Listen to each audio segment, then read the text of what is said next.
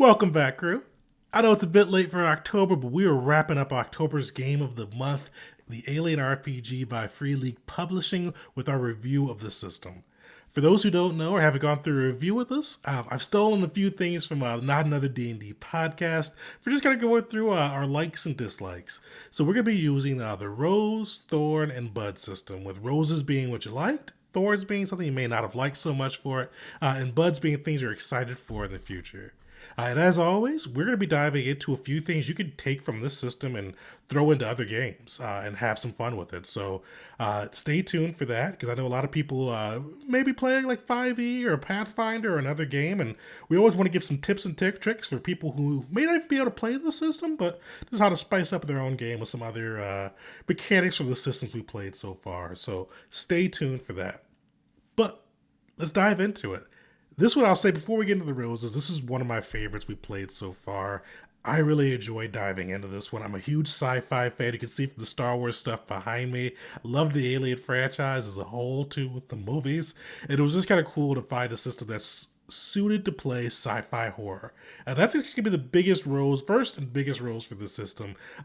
I liked how it was built to emulate sci-fi horror. It's not something that's tacked onto the system. It doesn't feel like you're breaking the system. It feels like a system that's designed to play that out on the table, and I love that. That's really been one of my favorite or most eye-opening pieces of kind of going through this channel and beginning to dive into other RPGs. Is it's really nice to find a system that fits well into the niche it was designed for. I was one of those people that used to kind of break 5e and try to make it do things it's not meant for. But it's nice to find those systems you can just plug and play and have the experience you're looking for. And for sci-fi horror, Alien fits that bill. So while that may be our biggest rose, probably my favorite rose, the stress and panic system, kind of going alongside that theme.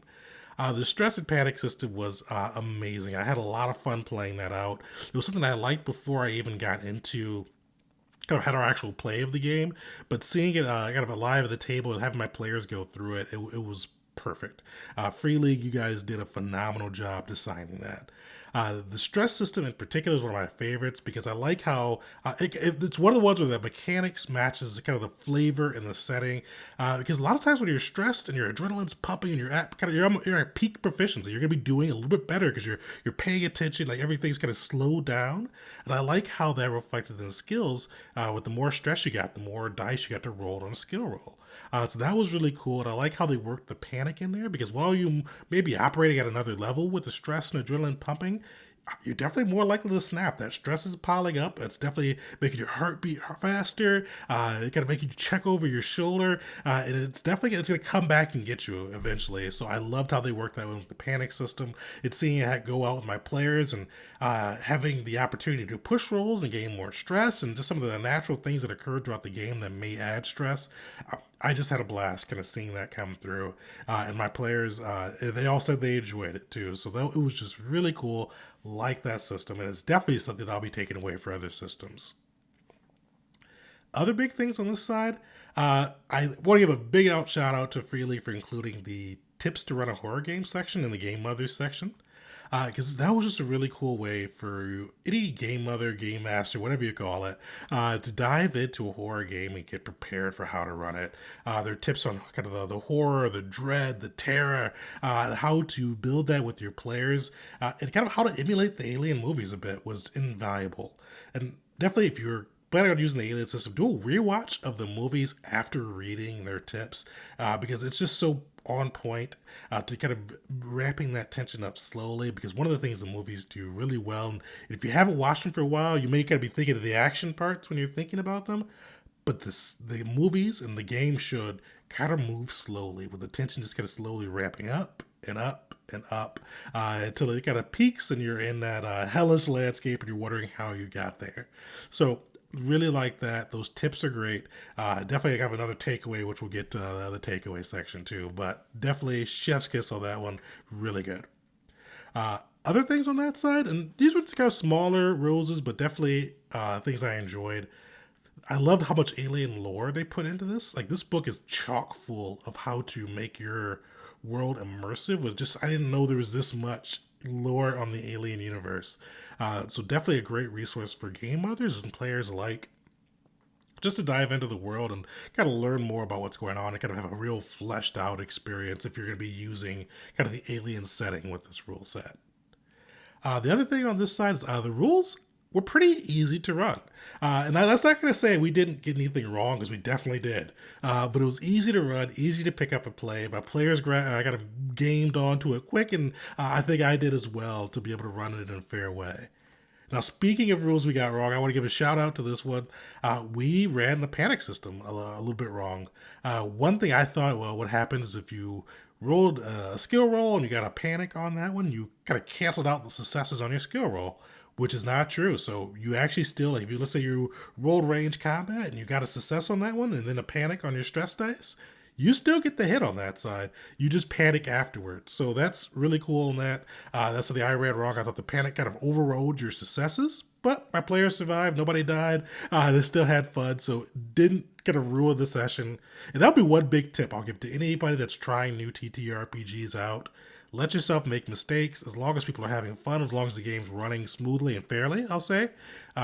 Roll with it and correct the mistakes as you find them out. But yeah, that was one thing I got wrong, but still enjoyed the game. My players still survived, still had fun, still had a fair time on that side. So no harm, no foul. And then my last big thing I'll say with this system, and this is something I've really come to appreciate with Free League. I've bought a number of their systems lately. I think we're kind of on a Free League roll between the One Ring, somewhat Into the Odd, and then the Alien. They do a great job with their art. The art was phenomenal, really good with the sci-fi horror feel. Definitely worth checking out. Definitely worth getting the hardcover if you can kind of swing it, because it's just kind of a cool system and it's kind of worth being able to leaf through as you learn about the game. So check that portion out. So those are our roses. A lot of good things to say about this game. Really some fun pieces that you could really just kind of drop into any system there. But we're going to take a look at some of our thorns.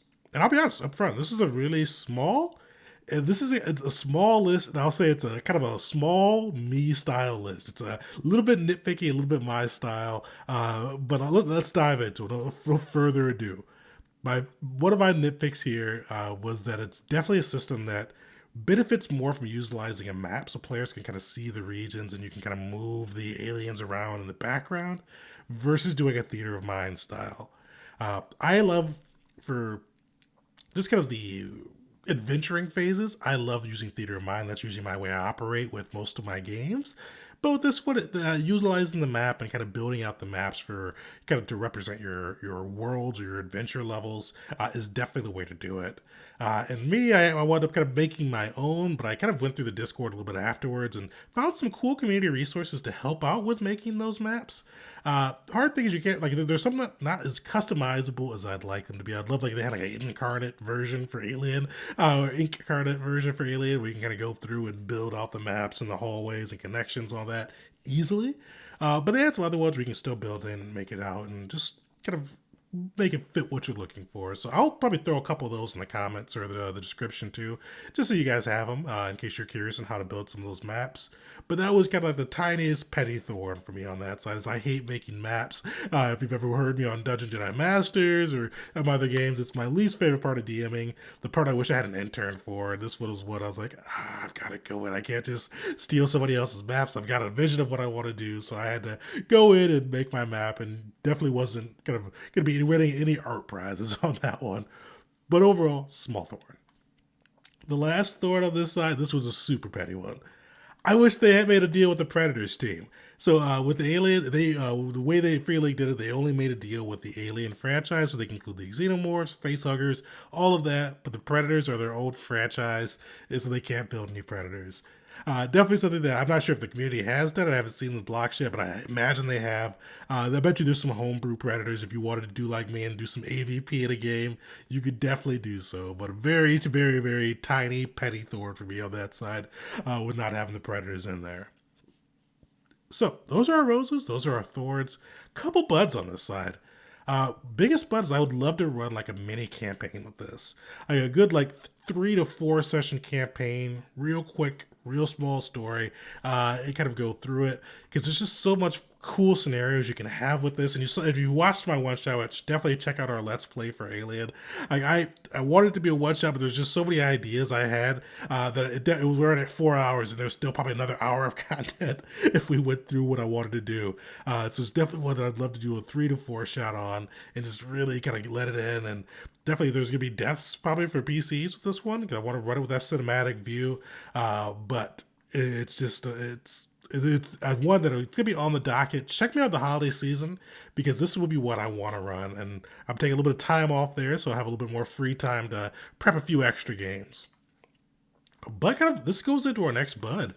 I'm not sure if I'm going to use the alien setting for with this system for my next game. Because one of the really cool pieces with this, and while it does have like so much alien lore and things about the xenomorphs, and it is tied to the alien system, this rule set is very versatile for any sci-fi horror game you want to run. You could drag and drop this into Star Wars, drag and drop this into Mass Effect with some Rachni, and all you have to do is just kind of reflavor a couple of the weapons and some of the lore, and build some of your own monsters, and you're ready to go. The stress and panic system is golden. You could just pick and run and have a whole different franchise represented by this. I wouldn't be surprised if Free League just comes out with like a or setting agnostic version of this system because it's how versatile it is for any sci-fi horror game. So that's a really big bud on this one for myself. And if you're looking for a sci-fi horror system, check this one out. Really good, easy to run, really fun. And I think it kind of really fits the bill for building tension and getting your players scared and having some fun with it. So those are my two big buds on that side. A couple things I would say to take away from this system. The GM section on horror, the horror tips they gave, invaluable. Even if you don't want to run this system, try to see if you can find them online, or just pick up the book or for PDF on that for its own. They give some really good tips for running a horror game that are transferable to any medium or TTRPG platform. So just check that out. I really appreciated those as I was doing my prep. Also with this one, the stress and panic system. I may post this like as a GM binder sometime down the line, but I really want to kind of build one for like 5e, kind of using how that stress and panic system works, and just kind of seeing how we could tweak that for maybe 5e and Pathfinder, or maybe 5e and Mutants and Masterminds. Some of the systems I play on that side, because I definitely use this with Star Wars 5e. I've got a really horror style adventure Outbreak for any of our Dungeon Jedi Master Patreons. Go check that out. I think it's a free one. I think we didn't do it for only Patreon, so I'll link it down here if it was free, so you can check that out. But I think that'd be a fun one to include with that, adding some of the stress and panics and kind of putting the players on edge a little bit more than typically 5e allows. So I think that's a really cool takeaway. So if you are interested for kind of just a little bit of horror, building in some tension with your players, check out the stress and panic system, and keep an eye tuned for the channel because that may be one of our pieces of content we do with aliens going forward. I think that's a good way. And while I don't advocate for breaking systems or utilizing systems for not the way they're meant to play, and 5e is definitely usually not the one I'd use for horror, I think this is an easy one you can kind of lift and drop in there with a few tweaks and still bring some horror to a 5e game. But overall, that's kind of our review of the system. This is really what I enjoyed. Definitely one that will be on rotation in my kind of the games I run. It's easy to pick up. It's easy to play.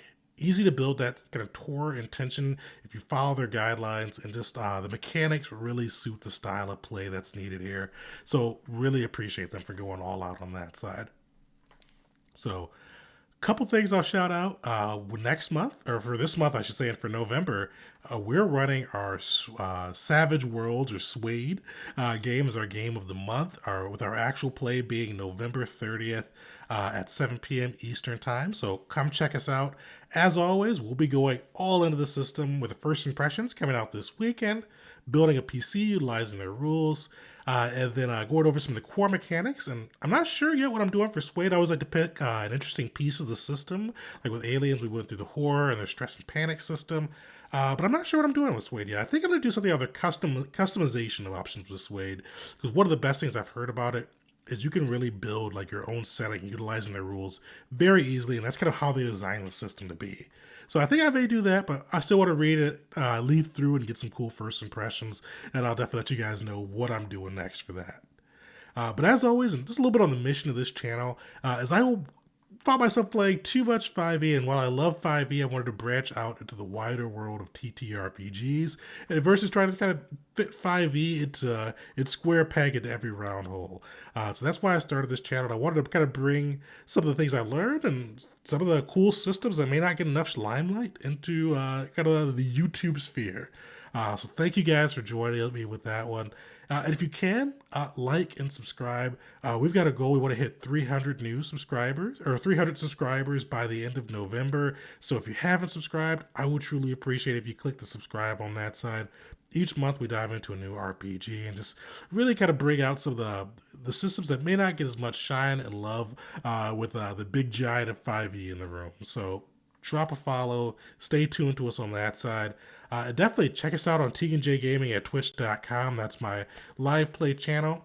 We play a lot of Star Wars 5e, Mutants and Masterminds. We got a Mask game coming up next week, and then, of course, our Savage World game. So stay tuned with us on that side.